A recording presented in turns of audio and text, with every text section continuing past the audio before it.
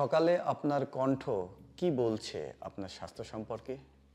আপনি কখনো কি ভেবে দেখেছেন সকালে কেন আপনার কণ্ঠ কর্কশ, রুক্ষ বা গভীর হয়ে যায়?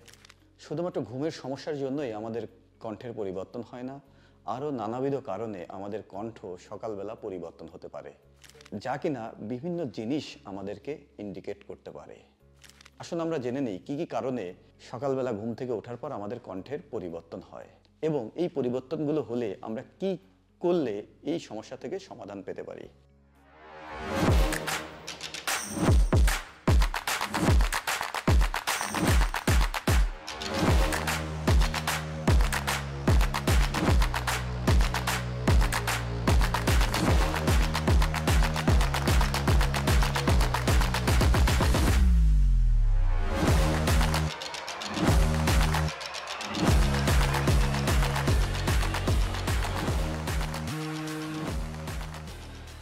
প্রথমেই আমি যেটা বলবো, এক নম্বরে সেটা হচ্ছে পানি শূন্যতা।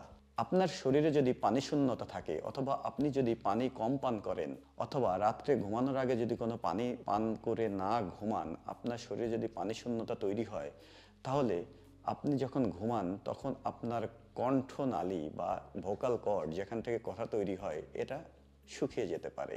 এই শুকিয়ে যাওয়ার জন্য আপনার কণ্ঠের কোয়ালিটির পরিবর্তন হতে পারে। আপনি সকালবেলা ঘুম থেকে উঠলেন, দেখলেন আপনার কণ্ঠটা কেমন যেন ঠিক আগের মতো নেই। যেহেতু এটা পানি শূন্যতার জন্য হয়েছে, সেজন্য আপনাকে পর্যাপ্ত পরিমাণে পানি পান করতে হবে। যদি এ ধরনের সমস্যা আপনার পানি স্বল্পতার জন্য হয়, তাহলে রাত্রে ঘুমানোর আগে আপনি অবশ্যই 1 গ্লাস পানি পান করে ঘুমাবেন। অথবা এই পানি শূন্যতা আরেকটি জিনিস নির্দেশ করে, সেটা হচ্ছে যে আপনার ঘরের আর্দ্রতা ঠিক নেই। আপনার ঘরের আর্দ্রতা ঠিক করার জন্য আপনি আপনার ঘরে একটি হিউমিডিফায়ার রেখে চালু করে দিয়ে ঘুমাতে পারেন, তাহলে আপনার কণ্ঠনালী বা নাক, গলার চারপাশের আর্দ্রতা ঠিক থাকবে। ফলে সকালবেলা ঘুম থেকে উঠলে আপনার কণ্ঠের কোনো পরিবর্তন হবে না। এই হিউমিডিফায়ারের কথা বললাম, এই বিভিন্ন ধরনের হিউমিডিফায়ার বাজারে পাওয়া যায়। এগুলোর খুব বেশি দামও না, 200-300 টাকা দাম। আপনি ওই হিউমিডিফায়ারের ভিতরে পানি দিয়ে ইলেকট্রিসিটিতে লাইন দিয়ে রাখবেন, দেখবেন যে সারা রাত আপনার ঘরের আর্দ্রতা ঠিক রাখবে। যদি আপনি হিউমিডিফায়ার নাও কিনেন, তাহলে আপনি ঘরের একপাশে একটা কেটলিতে গরম পানি রেখে ঘুমিয়ে গেলেন। গরম পানি থেকে যে ভাপ ওঠে, এই ভাপটা আপনার পুরো ঘরের আর্দ্রতা ঠিক রাখবে। ফলে সকালবেলা ঘুম থেকে ওঠার পর দেখবেন যে আপনার কণ্ঠের তেমন পরিবর্তন হচ্ছে না। 2, কারো যদি এরকম সমস্যা হয়, তাহলে আমরা ভাবি তার হয়তো গ্যাসের সমস্যা অথবা অ্যাসিড রিফ্লাক্স হয়। আমাদের গ্যাস স্টোমাক বা পাকস্থলীতে তৈরি হয় এবং এটি আস্তে আস্তে নিচের দিকে যায়। আপনারা জানেন আমাদের খাদ্যনালী এবং পাকস্থলীর মাঝে একটি দরজা বা একটি কপাটিকা বা একটি স্ফিংটার আছে। আমরা যখন রাত্রে ঘুমাই তখন এই স্ফিংটারটা একেবারে লুজ হয়ে যায়, রিল্যাক্স হয়ে যায়। তখন কি হয়, যাদের অতিরিক্ত গ্যাস তৈরি হয়, এই গ্যাসটি পাকস্থলী থেকে আস্তে আস্তে উপরের দিকে খাদ্যনালী বেয়ে উপরের দিকে উঠতে থাকে। এই যে উপরের দিকে ওঠে, কিছু দূর ওঠার পরেই যে জিনিসটা পাবে সেটা হচ্ছে আমাদের ল্যারিংস বা ভয়েস বক্স, যেখান দিয়ে আমাদের কথা তৈরি হয়, যেখানে আমাদের ভোকাল কর্ড আছে। এই ভোকাল কর্ডে যখন ক্রমাগতভাবে অ্যাসিড এসে ক্রিয়া করে, তখন ভোকাল কর্ড ধীরে ধীরে ক্ষতিগ্রস্ত হতে থাকে, ল্যারিনজাইটিস হয়। এই ল্যারিনজাইটিসের জন্য আপনার কণ্ঠ বসে যেতে পারে। তাহলে এখান থেকে আমরা কিভাবে মুক্তি পেতে পারি? 1 নাম্বার, যাদের অতিরিক্ত গ্যাসের সমস্যা আছে তারা রাত্রে গ্যাসের ওষুধ খেতে পারেন। 2 নাম্বার, আমরা রাত্রে কখনোই ভাত খেয়েই বা রাতের আহার খেয়েই আমরা ঘুমাতে যাব না। আমরা কমপক্ষে 1 থেকে 2 ঘন্টা আমাদের বেডে যাওয়ার আগে একটা গ্যাপ রাখবো এবং এই সময় আমরা একটু হাঁটাচলা করে নেব, যাতে করে আমরা শোয়ার পরে অ্যাসিড রিফ্লাক্স না হয়। আমরা আরেকটা অভ্যাস করতে পারি, সেটা হচ্ছে ঘুমানোর সময় আমাদের মাথার উপরিভাগ একটু উঁচুর দিকে রাখতে পারি। আমরা একটু উঁচু বালিশ ব্যবহার করতে পারি, তাহলে পাকস্থলী থেকে গ্যাস উপরের দিকে উঠবে না। ফলে সকালবেলা ঘুম থেকে উঠে দেখবেন যে আপনার কণ্ঠস্বরে তেমন কোনো পরিবর্তন হয়নি। তৃতীয়ত, কারো যদি সকালবেলা ঘুম থেকে উঠে কণ্ঠের পরিবর্তন হয়, তাহলে আমরা আরেকটা জিনিস চিন্তা করি যে তার অবস্ট্রাকটিভ স্লিপ অ্যাপনিয়া বা তার নাক ডাকা কোনো রোগ আছে কিনা। কারো যদি নাক ডাকা থাকে বা স্লিপ অ্যাপনিয়া থাকে, তাহলে সারা রাত তাকে মুখ দিয়ে শ্বাস নিতে হয়। এই যে সে মুখ দিয়ে শ্বাস নেয় বা নাক দিয়ে শ্বাস কম যায়, এই জন্য তার গলা, নাক এবং শ্বাসনালীর আশপাশ দিয়ে একেবারে শুকিয়ে যায়।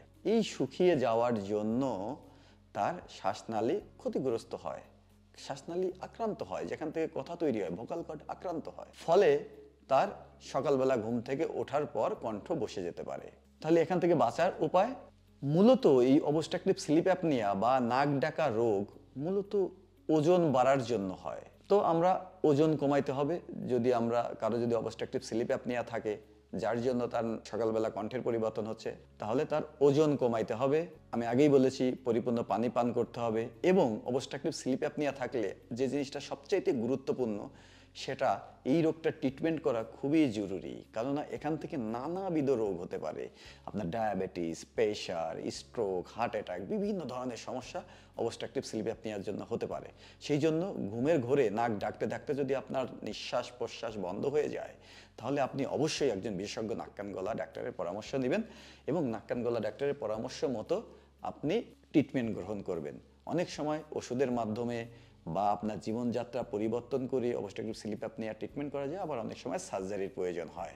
চতুর্থত, কারো যদি এরকম কণ্ঠ পরিবর্তন হয়, আমরা ধরে নিই তার শরীরে অ্যালার্জির সমস্যা আছে, তার নাকে অথবা সাইনাসে অ্যালার্জির সমস্যা আছে।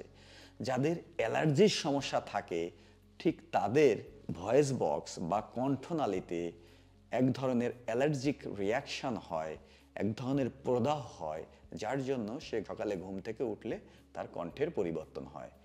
এ ধরনের রোগীদের আমরা বলি যে অ্যালার্জি জাতীয় খাবার বা অ্যালার্জিক যে পরিবেশ, ধুলাবালির ভিতর যাবে না, যে খাবার খাইলে তার অ্যালার্জির সমস্যা বেশি হয়, এই খাবারগুলো তারা পরিহার করে চলবে।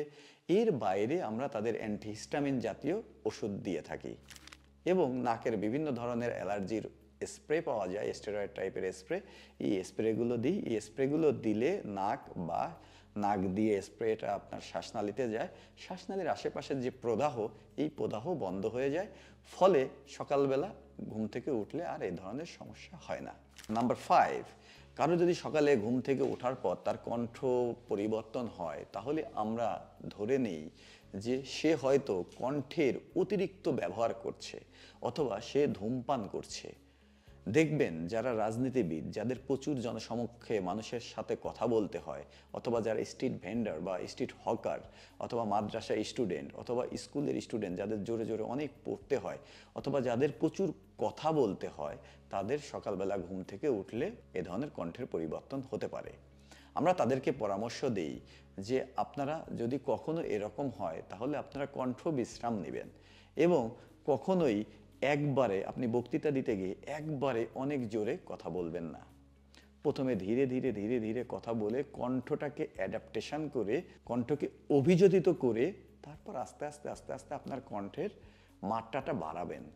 একবারে জোরে বাড়াতে গেলে ভোকাল কর্ডের উপর প্রচণ্ড চাপ পড়ে এবং কণ্ঠ পরিবর্তন হয়। এবং এরা যদি একই সাথে কণ্ঠের অতিরিক্ত ব্যবহার করে এবং সাথে ধূমপান করে, তাহলে এই সমস্যা আরও মারাত্মক আকার ধারণ করে। আমরা তাদের বলি যে আপনারা ধূমপান পরিহার করবেন। তাহলে এগুলো হলো যে আপনার কারণ যার জন্য সকালবেলা আপনার কণ্ঠের পরিবর্তন হতে পারে। এই কণ্ঠের পরিবর্তন আপনার কণ্ঠের রোগের একটা বার্তা হতে পারে। সুপ্রিয় দর্শক মণ্ডলী, আপনারা মনে রাখবেন, আমি যে কারণগুলো আলোচনা করলাম, এই কারণগুলোর কিছু সাধারণ হেলথ টিপস দিলাম, যেগুলো অনুসরণ করলে আপনাদের কণ্ঠ ভালো থাকবে। কিন্তু কখনো যদি আপনি খেয়াল করেন যে আপনার সকালবেলা ঘুম থেকে ওঠার পর বা দিনে সবসময় অথবা মাঝে মাঝে আপনার কণ্ঠ পরিবর্তন হচ্ছে, আপনি এই নিয়মগুলো মানছেন, আমি যেগুলো বলেছি, তারপরেও আপনার কণ্ঠ স্বাভাবিক হচ্ছে না, 3 সপ্তাহ হয়ে গেছে আপনার কণ্ঠে স্বাভাবিক হচ্ছে না, আপনার বয়স যদি 50 বছরের বেশি হয় এবং আপনি যদি স্মোকিং করেন, সকালবেলা ঘুম থেকে উঠে দেখলেন আপনার কণ্ঠ পরিবর্তন হয়ে গেছে, এই পরিবর্তন হয়েছে, বা সকালবেলা ঘুম থেকে উঠে দেখলেন পরিবর্তন হয়েছে, অথবা আপনার সকালবেলাও লাগবে না, আপনার সারাদিনই কণ্ঠ পরিবর্তন থাকে, 3 সপ্তাহ হয়ে গেছে, আপনি বিভিন্ন ট্রিটমেন্ট গ্রহণ করেছেন, কিন্তু কণ্ঠের পরিবর্তন ভালো হচ্ছে না, এটা আপনার জন্য রেড ফ্ল্যাগ। আপনাকে অবশ্যই একজন নাক কান গলা বিশেষজ্ঞের সাথে পরামর্শ করতে হবে। কেননা সেক্ষেত্রে আপনার কণ্ঠনালী বা ভোকাল কর্ড, যেখান থেকে কথা তৈরি হয়, সেখানে হয়তো মারাত্মক কোনো রোগ বাসা বাঁধতে পারে। আপনি একজন ইএনটি ডক্টরের পরামর্শ গ্রহণ করলে তিনি আপনার রোগের হিস্ট্রি, রোগের ইতিহাস বিস্তারিত নিয়ে আমরা FOL নামক পরীক্ষার মাধ্যমে ফাইব্রো অপটিক ল্যারিঙ্গোস্কোপি বা স্ট্রোবোস্কোপির মাধ্যমে আমরা কণ্ঠনালী দেখি যে কোথায় কোনো সমস্যা হয়েছে কিনা, কোথায় কোনো টিউমার হয়েছে কিনা, কোথায় কোনো ক্যান্সার দানা বাঁধছে কিনা। যদি আমরা আর্লি স্টেজে এগুলো ধরতে পারি তাহলে আমরা ট্রিটমেন্টের মাধ্যমে পরিপূর্ণ সুস্থ হতে পারি। সো কণ্ঠের পরিবর্তন হলে আপনি সচেতন হন এবং চিকিৎসকের পরামর্শ নিন, সুস্থ থাকুন। নাক কান গলা বিশেষজ্ঞ হিসেবে আমি সবসময় আমার রোগীদেরকে বলি, নাক দিয়ে সুগন্ধ নিন, কান দিয়ে সুশ্রাব্য সুর শুনুন এবং মিষ্টি কথা বলুন। মিষ্টি কথা বলতে হলে আপনার কণ্ঠনালী ভোকাল কর্ড অবশ্যই সুন্দর থাকতে হবে, রোগমুক্ত থাকতে হবে। আপনার কণ্ঠ হোক আপনার শক্তি, আপনার কণ্ঠ হোক আপনার ব্যক্তিত্বের পরিচয়। সবাই ভালো থাকবেন। আসসালামু আলাইকুম।